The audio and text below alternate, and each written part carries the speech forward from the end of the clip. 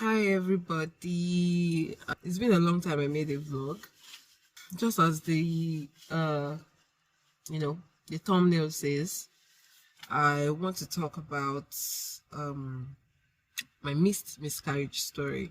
I think it would be best I talked about it first. I think it will help with my healing, with closure. I'll say closure. It will help with closure, and also to share my experience about what I went through, and to let other women out there know that they're not alone. It can happen to anybody. I know that I would have been able to help like other women to know that they are not alone on a journey like this, and there are other people that have gone through it and they have come out even stronger. Around August, I found out I was pregnant. I took the news, I started running with it, trying to get more help, trying to get a nanny. Fast forward to 1 month later, I was with Rory. I was trying to teach him 1 or 2 things about his assignments, and then suddenly I felt this gush. Though before then, I would say that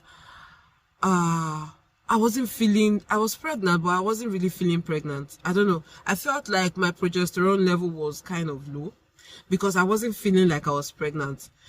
I was still breastfeeding Bamike at that time. So I had to like abruptly stop breastfeeding her because I found I was pregnant. So I felt like my body was just doing 1 or 2 things on me. Unlike the last 2 pregnancies I had, I knew that I was pregnant because I was feeling, the whole nausea, immediately I found out I was pregnant with this thought, and I got home and, I started preparing myself. I wasn't feeling like I was pregnant. So I had to quickly run to, I stopped what I was doing. I went to the bathroom and I peed, and I just found like, dark brownish discharge.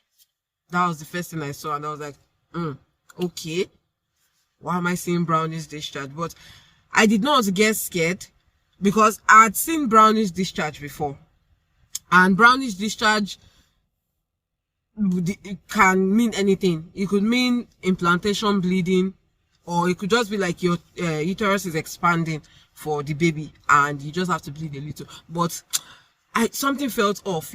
Sometimes your guts just tell you this thing that something doesn't feel right here.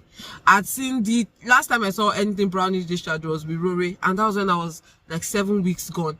And like I remember I was on that toilet seat. I was like, God, this baby, I am going to have this baby. I declare in the name of Jesus, I am carrying my baby to term. And I feel like that was implanted because it was just, I don't know. I just had that feeling that nothing was wrong at that time. But this time, I was already supposed to be 12 weeks, where I was supposed to start my antenatal and all of that. And, and I was seeing brown blood. I was like, this doesn't feel right. So when I told my husband, he was like, baby, I've seen this thing before. I think it's not something you should worry about. Like, let's just watch out for it. But when you know your body. I know my body. I started feeling a bit crampy. When you're feeling crampy, like a period is coming. I started feeling like that. So I was like, okay, maybe it's in my mind. Let me wait till the next day. I waited for the next day. More brown blood. More. And I was like, and still more cramping. I was like, no. And I asked my husband that, babe, once we drop the kids at school, let's go for a scan. Let's just be sure that everything is fine. When we got there, I just knew something was, even before the sonographer put anything on my belly and all.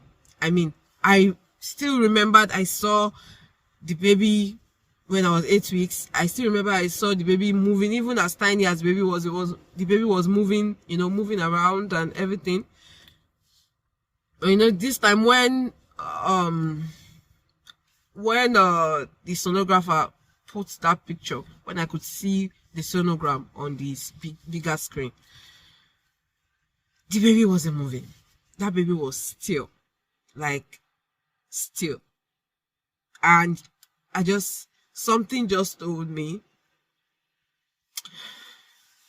Oh, sorry. Something just told me that, I just told the sonographer, I said, I feel like, this baby is not moving.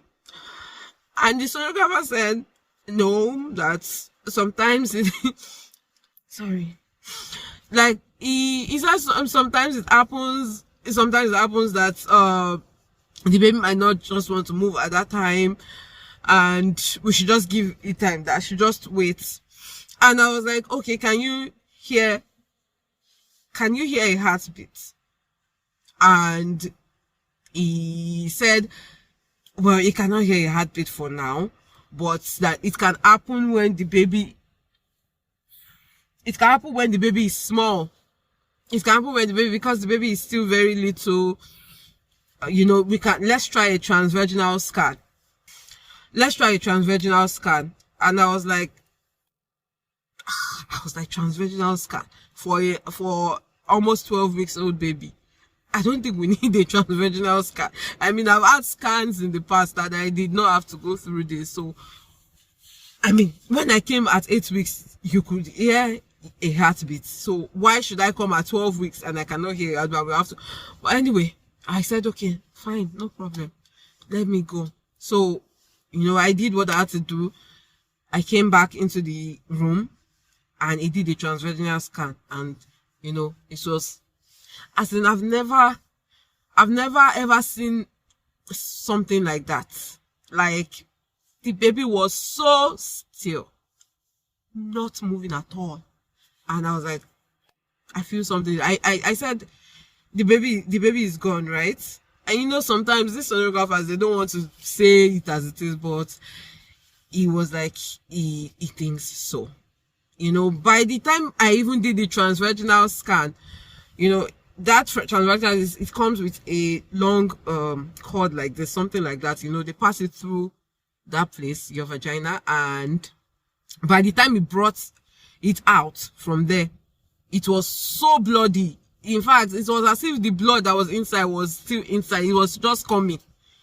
And he said, in fact, just seeing that blood alone, I knew, no, you can't be pregnant and see that much blood. It's not even possible, So I just knew that something had happened, and my baby was dead. So immediately I found out about this feeling of guilt just rushed over me. I just started feeling guilty. Like, maybe if I knew earlier, maybe I would have prepared my body better. Maybe, just a lot of guilt just, flooding my mind, that I felt like I was putting the blame on myself, that I was the reason why I lost this baby. And, I just fell on the floor there and I was crying. I just wanted to cry, mainly. And I did not want anybody to say sorry or anything. Just let me cry. So, the next thing was, the sonographer told me that I had to go to the hospital, take the test result, go to the hospital. And the one that struck me most was that apparently the baby had been dead since I was 8 weeks. So I'm going to 12 weeks when I went for this scan. Apparently my baby had been dead since 8 weeks. That's the last time I went for a scan. It would have been possible maybe during that week the baby had died, and I did not know, and my body did not tell me anything. My body did not show me any symptom that baby was no more. Nothing. I was supposed to have felt crampy or anything, or at least started seeing blood, but it took another almost 4 weeks for that blood to come. So, that was when I realized that I had a missed miscarriage. So a missed miscarriage is when your body doesn't tell you on time that the baby you're carrying is no more. Yeah, that's what a missed miscarriage is. Your body doesn't give you any symptom. You just go one day and you just find out that your baby is no more. That's what a missed miscarriage is. And it's mostly at the first trimester this happens, So I got to the hospital. The doctor told me that my body had already started the process of miscarriage, so I should just let my body do its work. But they gave me drugs in which to fasten the process, like to expel the products, the retained product from my body. So I took that. I came home. At first I wasn't even feeling any pain. I was even still asking my husband that, are you sure this thing worked? Like, I'm not feeling so much pain. I expected that it would be like really painful, expelling. I wasn't really even seeing so much blood. It was still little that was there. And it took a couple of hours, like maybe after 3 hours, then my body started, like, then the drug started working. Oh my God. Oh my God. So I have gone through CS pain and I have gone through miscarriage pain. CS pain, as painful as CS can be or could be, CS pain here. Miscarriage pain. In fact, I just wanted to see my hand. That is why I put it. I could actually put it up here, but yeah. Miscarriage pain here. That process was painful.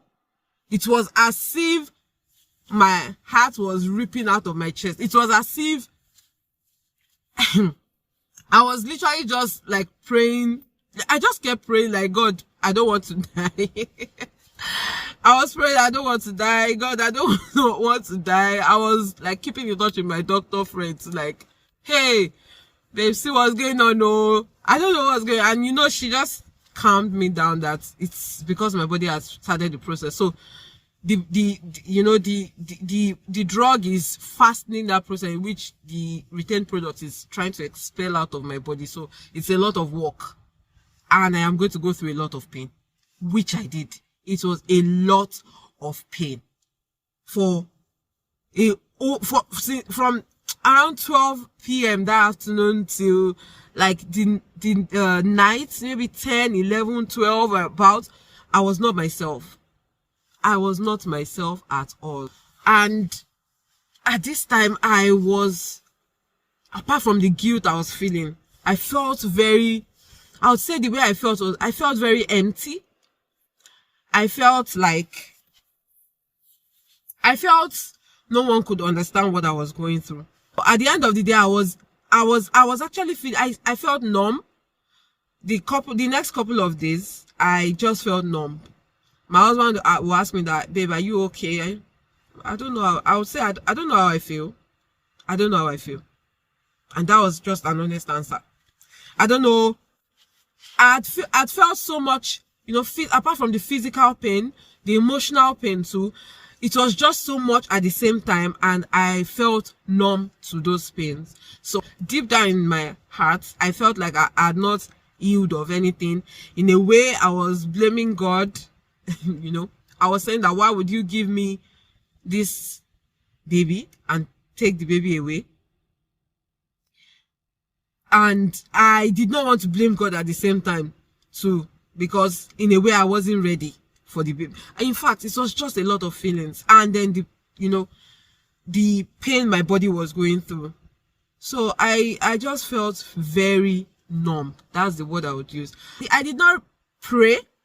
I just stayed in the presence of God. I just stayed in the presence of my father, and I cried. I cried a lot that week. In fact, I don't think I've cried so much in God knows how long, the way I cried that week. My body was going through a lot. My emotional state was going through a lot. I had children I still had to show up for. So it was just a lot, honestly. And all I could do at that time was just play worship songs. Playing songs that I could relate to at that time. Oh, there were a lot of songs I could relate to at that time. About my emotional state at that time. I mean, I just kept playing. I just kept, talking to God through those songs. So it wasn't like I was talking to God like prayer. I was talking to him through those songs. Like, you understand my heart. So I honestly I don't want to converse in our normal language. I just wanted to talk to you through songs, which I did. And weeks went by, and I started coming out of my shell again. I started doing things I used to do before. I had to look at my children and I was like, God, thank you. I know that there is always a reason for everything we go through. There's always a reason for a pain you go through. There's a reason for a joy you go through. I believe that what I went through, there was a reason for it. When I get to heaven, I would have this conversation about why this happened to me with God. But, right here on earth, I don't have answers for everything. I just have to, praise through it. I just have to know that God, everything works together for my good. And at the end of the day, God gets the glory. God can actually use your pain to, teach you, to teach you one or two things. I kind of learned to lean on God more about things that I don't understand. So there are sometimes you understand things that are going on in your life and you're like, oh God, thank you for these things that are going on. But there are a lot of times you don't understand what is going on in your life. The things you're going through at that time, you don't understand why you're going through them. You don't understand why you're asking God for this thing He's not giving you. You don't understand why God gave you that thing and He took it away. You don't understand some things. And you still have to trust that God has your best interest at heart. And that's a lesson I was able to take out from this experience I had. That even through that pain I was going through, I trusted that God, you have my best interest at heart. I would say that anyone going through this at this time, I mean, here I am today. When they say you don't look like what you go through or what you have been through, that's me here. I don't look like what I've been through in the last couple of months. The last couple of months has been crazy, but I give thanks to God that I'm alive. I'm not dead. I'm not in the hospital. I mean, my children are fine. My family is good. And I was able to, get things out of this experience. I was able to lean more, trust more in God, trust more in things that I don't understand what I'm going through, but I trust you anyways. I know that you have my best interest at heart. So I want to talk to any woman out there that might be going through this. You might be going through a miscarriage right now. You might be going through a blighted ovum. You might be going through a stillbirth. I want to tell you that it is not your fault. Don't feel guilty about it. Don't put the blame on yourself. It can happen to anybody. It can happen to anybody. It can happen to a believer. It can happen to a non-believer. It can happen to someone that posts their pregnancy pictures out there. It can happen to people that don't even post at all. It is not about that. It is not about anybody jinxing anything. It's just that life happens and this can happen. So you don't blame yourself for things like this. You hold more to God. You hold more to His word. You hold more to the things He has said about it, things He has promised you in His word. You sing songs of praises to Him. You sing songs of, songs that says that, oh God, see me, I'm going through this thing. Help me here. Help me here. Because that's the main thing I did. I literally just played songs that had to do with, what I was going through emotionally and praising God even through it and trusting that He will come through for me. That was what actually kept me sane throughout that period of, throughout that phase. So any woman out there going through this, you are not alone. You are never alone. God is always with you. Just as the song that Pastor Dami from King sang, you're not alone. The Spirit of God lives inside of you. No matter what you may go through, you are not alone. You are not alone. You're never alone. God is always with you. The Holy Spirit is always with you. No matter what you go through, you can, there are a lot of things that people go through that they don't talk about. There are a lot of things that happen at people's corners that they don't talk about. But it doesn't mean that you're going through it alone. You are never alone. Never. And always trust that God will come through. God will come through. No matter what you go through. Yes, as believers, the word of God does not say that we will not go through trials and tribulations. But he said that whatever you go through, you will not get swallowed in it. He said that you will go through waters, but the waters will not swallow you up. You will go through the fire, but the fire will not burn you up. Somewhere in Isaiah. I'm sorry, I'm not so good with keeping, Isaiah something, but I know it's in Isaiah. I always hold on to that word, that I know that I might go through things in this life, but I know that God will always come through. God always has my back. God always has my best interest at heart. And there are a lot of things I will ask God when I get to heaven. But right now on earth, I just trust him. That's the message I just want to pass across in this vlog. Thank you so much for watching. Join me next week on another vlog. Still, double joy mama. Have a great week. Bye.